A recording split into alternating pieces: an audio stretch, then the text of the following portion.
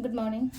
Ngasi se khoi gi yumja gestion ki card ki message ye ngasi yumja gestion aham bada numbers ko number se 104 lere yumja gestion ki oina aduga color dana asang bagum ba kai guma do minus happy ko asang ba se loi je kina asang bagi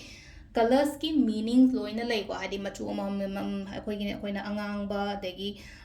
khoi gi hangapan amu ba set pa khot pa sugum ma yam se meanings loina do yumja gesha gi na hari yumja gesha gi ngasai ruling planet che kai no hai kan se the mercury it's mean green ne ba se green gumba set pa matam da khoi da hadi growth lai gane ba thabak to matam da ko aduna hadi exam chat pa matam da oiro kaino important ko se green gumba sudum yahan ba ko dress set pa matam da hadi green na indicate to se kai no hai kan da green means growth ni ko se lai se ko adu ma lai re ko adu ngasai gi ha ba da koi gi kai ai haijar re ko numbers hai re ko 104 lai re color na green lai re ko aduga pambi gumba tha ba se ko hadi yumja gestion me se yaring to bio ko hadi ko ni hingon da kenom thaning ba koning ba lai ra ko yumja gestion se khwai gi best day aduga aina sum haije no angang ai de sing cha hen ba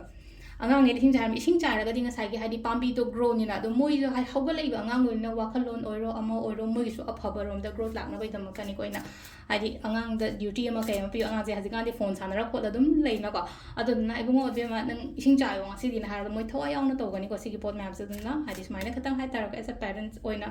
akoina suguma mayam se so parenting du yam lai ko haji kan angang ang na ya de ko ta ya de ha ba se akoi hana semdo ko ma su darkar roi ko icha na akoina dum phone ning yeng le ga de angang su dum definitely yeng tam ne phone to dum ko adu na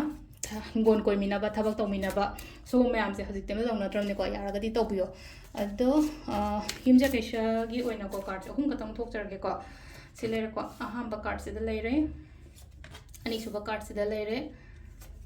ohum suba card se lai ko aham ba card khan ba yeng ase ko aham ba card khan ba ngi na kari message lakhe ko aham ba gi oina se da la I se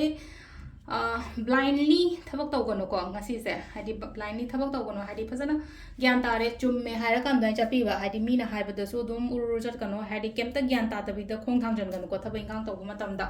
ado se lai na ko hadi clear o hen geng sai mid pun sala ten ka pi junu pi sina maka mid pun sala ten ka pai si do hadi chu mid pun sala kadom da kap tu mingon da pala ga di shoidana adu do na se lai na ko hadi sida nga sai ge hadi mid se lo tho o ga kano over confident oi bisu ya te ko sida sisna number 1 khan ba nga yo ina oi re ko number 2 ko number 2 ge se lai je aina khan ba aina ningi ba aina pa mi ba ko ri ba mam se phang ba aingon da achieve to go khot pa adum bagi mong do mai lai ko wish fulfill oi ra ga lak pa do ko sisna number 2 khan ba nga yo ina oi re ko number 3 ko number 3 khan ba nga yo na se da la ise wakhan nunga aina layo ke na mona khona do mai taraga layo ko wakhan nunga yo hadi yamna silai no ko hadi financially kari kra so gum ma yam se hai taraga khara positive oina lai ko ngasina ngasi se aduna wakhan nunga na leraga ti aphabu da track tawina ko phangani yagani oigani haibage dugi wakalona ma ko sina khoi gi card ki message lere ko timings ne ki pung 3 ga minute 13 tagi na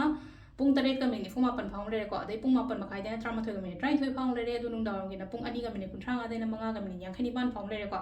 aduga akhoi gi kaino nungdang gi na 3 ga minute 13 te na 13 ga minute 33 phang lere ko aduga ahing nong yai gi na pung 1 ga minute fu 8 da na pung 3 ga minute 3 phang lere ko sisina khoi gi ngasi gi na Afaba timing ko adu sidale khoi gi daily card message me thank you